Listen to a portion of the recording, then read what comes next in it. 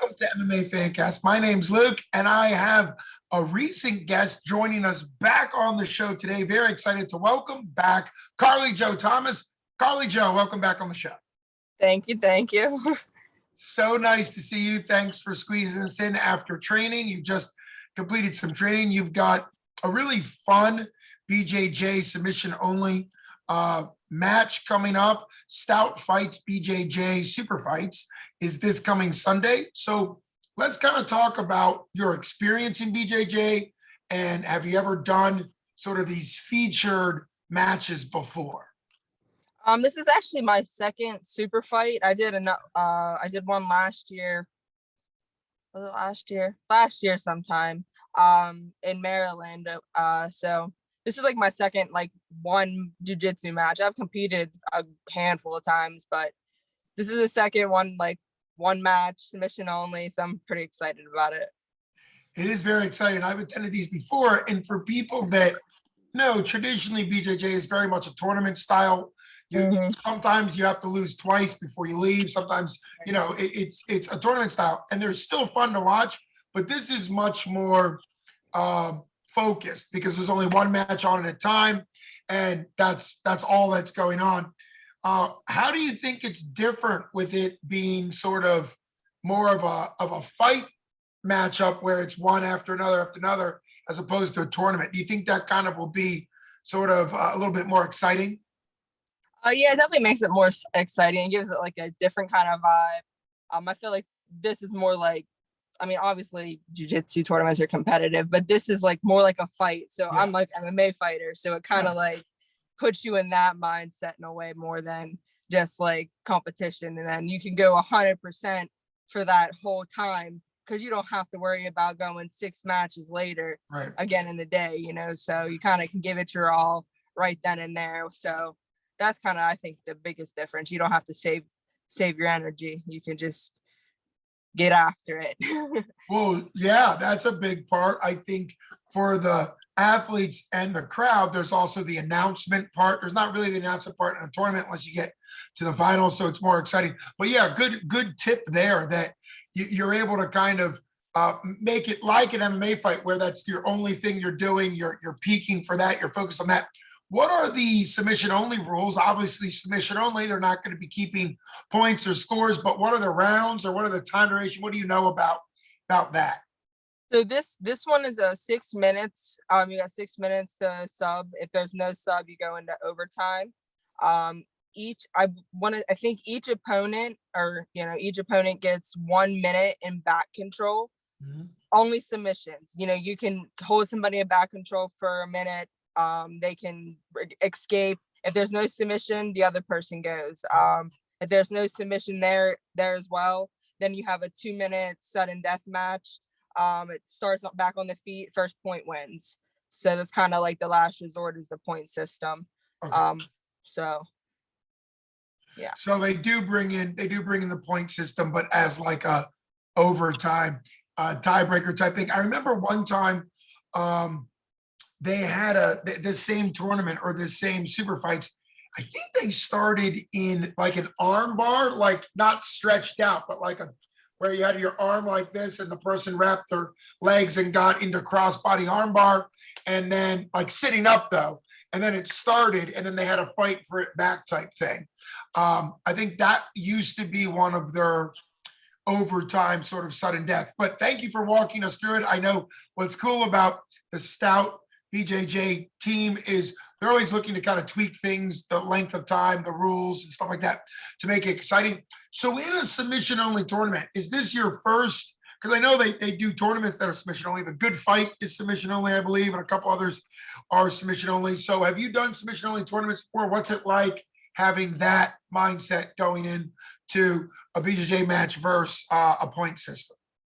So the last super fight I did, the first super fight I did, it was submission only. So I kind of been in that the same atmosphere already. And I actually did a grappling tournament that was submission only. I don't know how to be 5 years ago now. I think at Ground Zero, and that was a ton of fun. I got a ton of matches and I did that. So I kind of have a little bit of experience with it. And personally, I like it better. I think it's more fun because your goal is to finish the match, not really worry about everything else. So I kind of like it, but it's just, I guess it depends on who you are too. Well, I actually think that makes a lot of sense. There's a lot of good things that can happen in Naga. That's kind of like the really big tournament that travels, North American Grappling Association. But one of the disadvantages I've seen attending a lot of Nagas is sometimes the person who's hunting submissions loses by points because of, things like Neon Belly is so many points and all these different, turns. And it's exciting. It's more like a wrestling match where you're going for points, but sometimes submissions hunting submissions can kind of not be tactical if it's point scoring. So very exciting. And this isn't to give anything away. If you could hit the most outlandish, never going to happen submission, what would it, like the Peruvian necktie, what would it be if you just like some crazy submission, bow and arrow? I mean, of course, that requires a gi. But what would you hit if it was like an insane, once in a lifetime submission? So people are probably gonna laugh at me, but I'm not really a big leg locker person yet. I kind of haven't developed that. So if I pull out something like that, somebody should be impressed. Okay, I'm gonna be impressed if you pull out a leg lock finish. Are you allowed knee bars, ankle locks, heel hooks, or what are you allowed on the legs? There's some leg submissions that aren't allowed. I think it's some type of heel hook or ankle lock. I'll have to look at the rule set again. Like I said, that's not really my Oh, you're not super thing, so I'm just not even worried about it. That's probably bad, but oh no, well, I mean, it's always good to know the rule set in case you get in one as on you, so that way you could potentially tell the ref like, hey, this is not allowed. It's very exciting the way the BJJ Superfights are matched up. Is they have a blue belt category, you're in that category, and then purple, brown, and black. And I believe it's going to progress that way during the evening, starting at doors open at 3. You're the second match, at least the way it's listed. I don't know if that's the way it's going to be, but it looks like it would be. So if people are looking to see Karli Jo, either get the pay-per-view online, get tickets through, are you selling tickets or is it just through the Stout Fights? I don't have physical tickets. Actually, my opponent, Jess, I've trained with her a good bit and competed with her before. She's selling tickets. I think she has physical tickets, so you can get them from her, or you can get them online.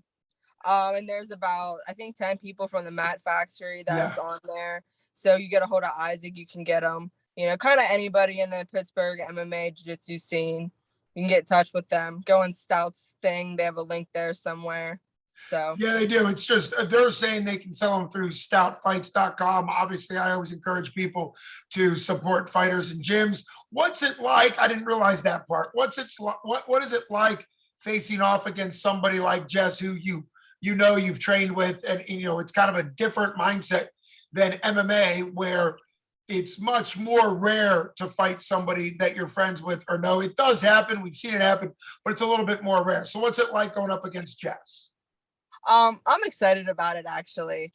My last fight didn't really go my way, so it's gonna kind of be nice to like be in a more comfortable scene that's still competitive, but like kind of more laid back, kind of more comfortable. Something I've been through before, just to kind of get back into it. And then she was like really looking for an opponent, and nobody would like match with her, and we're the same weight, pretty much same experience level. So I'm like, if you need somebody, let me know by Friday, and I'll be there.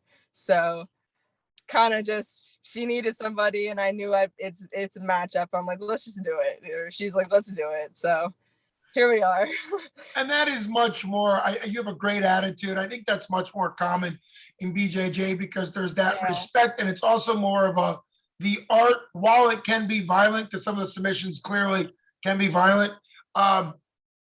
The good practitioners of a joint lock sort of know how to lock it in and give the person the opportunity to tap before, so you're respecting. I will say, because I know your fight against Wendy didn't go the way you wanted to go, you landed an incredible liver kick to her that had her all red. I don't know if you know that. I think it was a liver kick or a stomach kick.